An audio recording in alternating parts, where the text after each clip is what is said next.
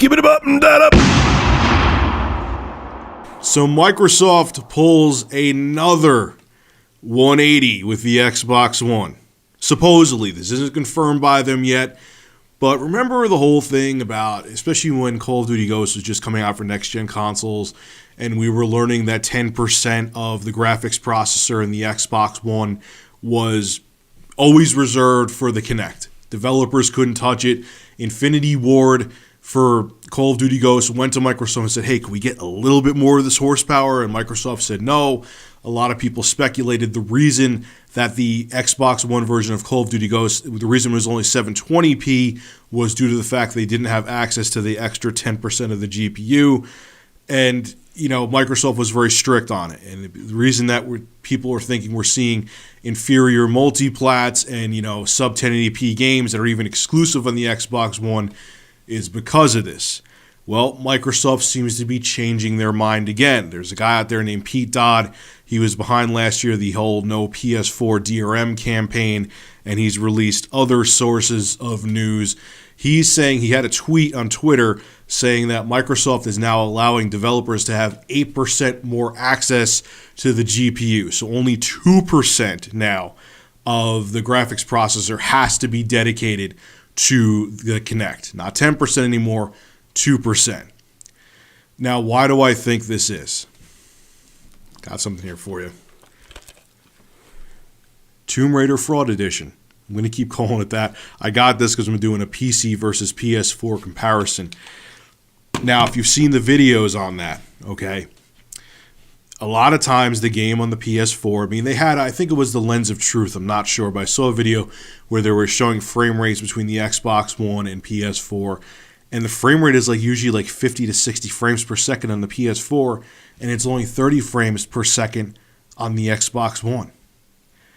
I almost feel, and I said this in another video, I almost feel like it's the SNES day, SNES versus Sega Genesis. Multiplats 9 times out of 10 were superior on the SNES, vastly superior. And let me tell you, and IGN had a video up that was 60 frames per second, and I will tell you, damn it, the PS4 version looked vastly superior. I almost feel like we're in that boat again.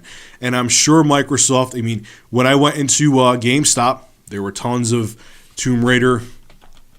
I can't think of the actual name of it right now, Definitive Edition, because I call it fraud so much. There were tons of copies of the Xbox One and none of the PS4 version. And I'm sure Microsoft is seeing this, and with the complaints from developers. Think about it. Call of Duty Ghosts, 1080p, PS4, 720p, Xbox One. Battlefield 4, only 900p, which I think is unacceptable on the PS4, 720p on the Xbox One. You have all of the exclusives from Microsoft. The only one that's 1080p is Forza. And no offense, it's easier to make a racing game run at full high definition because you have redundant textures, you don't have the super long draw distance, so on and so forth. Microsoft, I got to ask you, was forcing the Kinect, shoehorning it in to the launch package of the Xbox One, was it worth it? Was it worth cutting back? I believe it was on stream processors in the graphics, in the GPU of the Xbox One to cut down the cost to get the Kinect in there. Was it worth having the console be $100 more and offer inferior multiplats to get the Kinect in there? Because it's backfiring on you now, and you're seeing it. What was there, 900,000 Xbox Ones in the States that were unsold? They were going around telling everyone it was out of stock everywhere, and I saw the stories, and I would go to every store. They had a tower of them at Best Buy. They were in the store shelves at Walmart. Was it worth it? Was it worth it all for this fucking thing that you talk to that has a camera on it? I have an Xbox One again. I told you guys I would get it right before Titanfall comes out. Yes, I know it's coming out for the PC, but I'm not a mouse and keyboard guy. I don't feel like getting pwned. I have it again. I have it in my bedroom. That's where I have it hooked up. And I still stand 100% behind my video, man. The Xbox, the Kinect is a totally useless piece of garbage. And you could have spent that money on improving the CPU. Hey, you may have had a more, even if you were $100 more, make up the clock speed of the CPU, get a more beefier CPU and GPU in there, and you could have flipped the table on Sony. But instead you did this. Instead, you gave us this piece of hardware that no one wants, and now it's backfiring on you because the whole you tried to make this entertainment box that no one wants. I can, if I want to watch, I don't even have cable in my apartment. I watch Hulu and I watch Netflix. So I don't even have the pass-through of the Xbox One hooked up.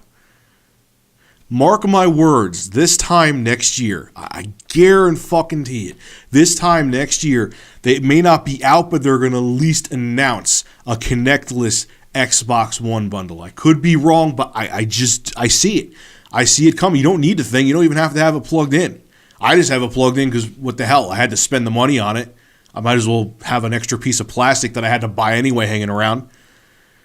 Microsoft, I cannot believe, especially with how good you did with the 360, even with all its hardware issues, I cannot believe you dropped the ball on the Xbox One this bad. I don't know, you can't upgrade the hardware later on because it's a console. You got to keep the same format. So, I don't know. It'll be interesting to see what happens because even with this extra 8%, I don't know if, with Tomb Raider Definitive Edition, would it have run almost at 60 frames per second in the Xbox One with this extra 8% horsepower that developers now have access to? Supposedly, it's not confirmed by Microsoft yet.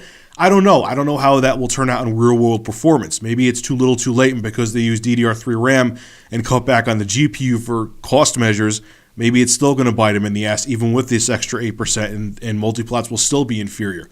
We'll have to wait and see, but they should have just designed, and same with Nintendo, they should have just designed a straightforward powerhouse gaming system and not put all this other shit in that no one wants.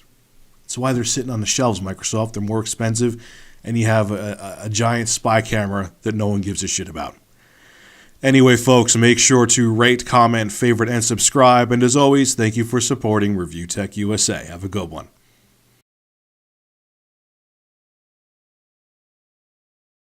Now, when you think about it, I have a small penis. Fuck. I fucked that up.